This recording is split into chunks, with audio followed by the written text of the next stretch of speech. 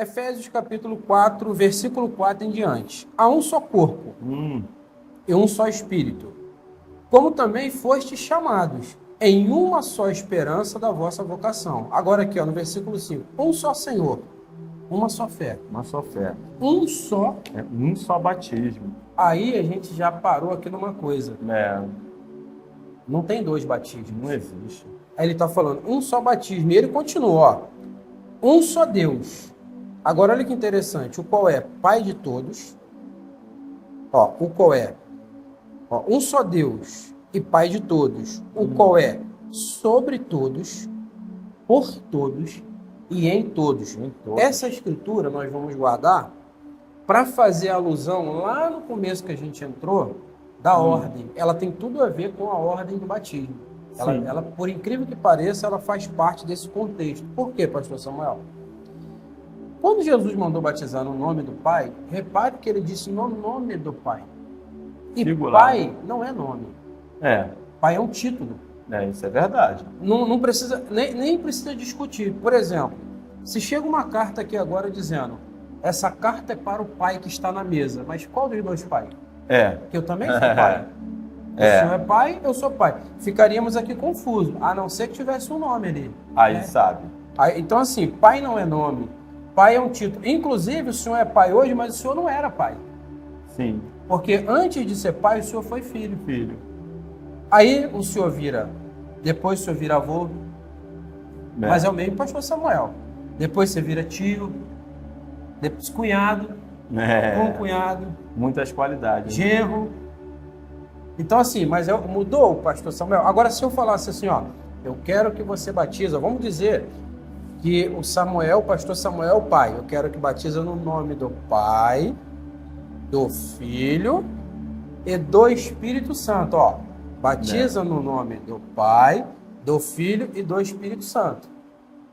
Só que Deus e Jesus e o Espírito Santo não são pessoas distintas, como nós aprendemos. Porque a Bíblia revela que isso não é verdade. Por quê? Jesus em São Mateus 10:30, ele disse, eu e o Pai somos um. Não são dois. Sim. Então, o mesmo Jesus, ele é o mesmo Deus encarnado. Isso a gente pode pegar, por exemplo... Pedro entendeu isso, né? Entendeu muito bem. Inclusive aqui, ó, em São João capítulo 1, que para mim é a escritura mais forte, sabe? Sim, eu vou abrir aqui também. São João capítulo 1. E os irmãos podem acompanhar aí, ó. No princípio era o verbo. O verbo é uma palavra, né? Sim. E o verbo estava com Deus. Dá a entender, então, que o verbo era uma coisa distinta? Não, irmãos. Verbo é só palavra. No princípio era o verbo e o verbo estava com Deus. Vamos mudar. No princípio era o verbo. O verbo palavra. É a palavra. A palavra estava com Deus. Agora aqui, ó. E o verbo era Deus. Ó, e o verbo que estava com Deus era o próprio Deus. O próprio Deus. Aí vamos pular no versículo 14, que é a continuação. João 1,14. E o verbo, que era Deus, se fez carne e habitou entre nós. E vimos a sua glória como a glória do unigênito do Pai. Ou seja, esse verbo, que estava com Deus, que era Deus, se materializou numa carne. E aonde que ele se materializou? Colossenses capítulo 2, versículo 9. Sim. Porque nele, se referindo a Jesus, habita corporalmente toda, não parte, mas toda a plenitude da divindade. Tudo que era Deus estava ali naquele homem? E não toda a plenitude da trindade. Toda a plenitude da divindade. Então, Deus, ele estava, vamos dizer assim, encapsulado naquele corpo chamado Jesus. E algumas pessoas que têm dúvida, tem uma escritura muito boa que eu acho que pode... Na verdade, tem várias. A gente poderia, por exemplo, lembrar de 1 João 5,20. E sabemos que já o verdadeiro Filho de Deus é vindo e nos deu entendimento para conhecermos o que é verdadeiro e no que é verdadeiro estamos, isso é, em seu Filho Jesus Cristo. Este é, afirmativo, o verdadeiro Deus e a vida eterna. Tem muitas, a gente poderia citar muitas. As pessoas, elas erram em conhecer o nome de Deus no batismo. E é uma coisa interessante, porque pastor, nas igrejas eles expulsam os demônios em nome dele. Eles fazem Milagres. campanhas de cura No divina nome dele. e chamam o povo para prosperar. No nome dele. E na hora de batizar? Não quero o nome dele. Pois é, não está reconhecendo o nome, então. Nós somos a noiva de Cristo, não somos? Somos. Quando nós casamos, o casamento da noiva é o batismo com o Espírito Santo. Você está selado até o dia da redenção. Sim. Efésios capítulo 4. Quando nós recebemos esse selamento, a sua esposa não recebeu o nome do esposo? A Vanessa se chamava Vanessa da Gama Santarone. Agora Sim. ela é Vanessa da Gama Santarone Correia. Levou, Que ela recebe meu levou seu sobrenome. sim. Então eu não entendo por que as pessoas que se dizem noiva de Cristo não querem receber o nome do noivo. E o nome do noivo, ele tem que ser recebido no batismo, por quê? Porque só tem um nome que pode perdoar pecado. Sim. Eu não posso chegar ali e repetir a ordem.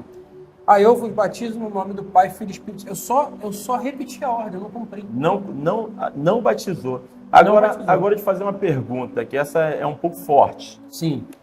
A pessoa que foi batizada assim, eu te batizo no nome do Pai, do Filho e do Espírito Santo. Ele foi batizado, biblicamente? Ele foi batizado, só que ele foi batizado errado.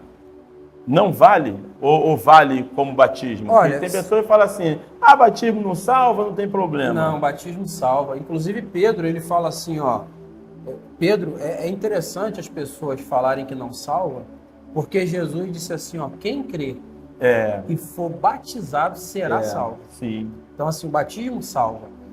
É que as pessoas estão pegando, elas estão tentando desmerecer o que Deus falou. É uma era muito complicada, Difícil, né? onde os próprios cristãos estão tirando o contexto da própria Bíblia.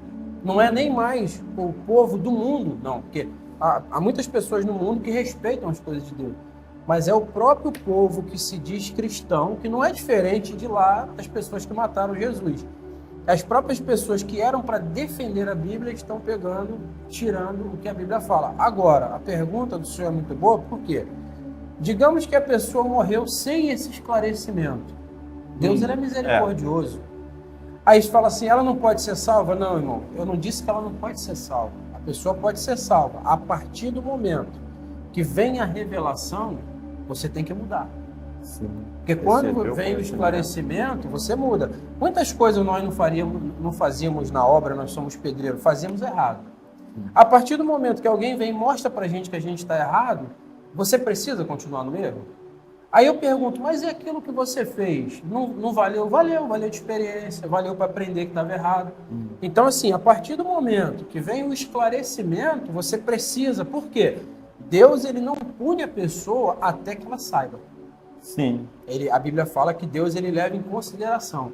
A partir do momento que ele te esclarece, aí a pessoa já agora tem que... você já se torna responsável. Tanto é que eles crucificaram a Jesus. Pedro pregou e mostrou para eles que eles fizeram errado. O que eles fizeram? Irmão, eles perguntaram, e agora? O que eu faço? O que faremos? Tipo, já matei Jesus. Como se não houvesse jeito para ele, né? Eu não tenho como voltar atrás. O que eu faço? Aí ele falou, tem uma saída para vocês. Arrependam-se primeiro, que o batismo ele tem que ser carregado de arrependimento. Arrependam-se da sua vida pregressa, batiza no nome do Senhor Jesus Cristo e aí você se torna nova criatura. Por quê, pastor Samuel? O batismo ele é tão tremendo que ele zera o seu pecado.